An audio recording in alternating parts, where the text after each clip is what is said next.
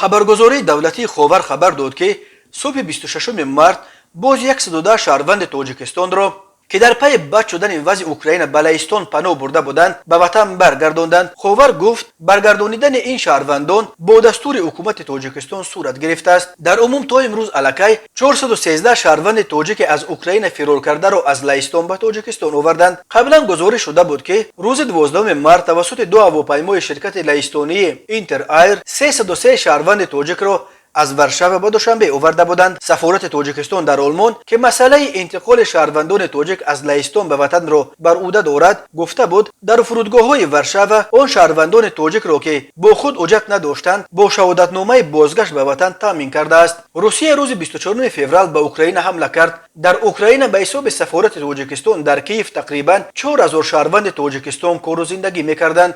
در پی بد شدن وضع بنا به اطلاع سفارت 2033 شهروند تاجیکستان به لهستان، 210 نفر به مولدووا و 43 نفر دیگر به اسلواکیه پناه بردند. کشورهای عضو اتحاد اروپا و منطقه شنگن به شهروندان خارجی که از اوکراین خارج میشوند تا 2 هفته حق ورود به قلمروش را بدون ویزا اجازه دادند، ولی به فرق از اوکراینی ها به دیگر خارجیانی که ترک اوکراین میکنند در اروپا پناهندگی نمیتیند. به حساب سازمان ملل بعد آغاز جنگ روسیه و اوکراین علاکه 3.5 میلیون نفر اوکراین را ترک کردند. اکثر آنها را زنان و کودکان و پیرانسالان تشکیل میدهند.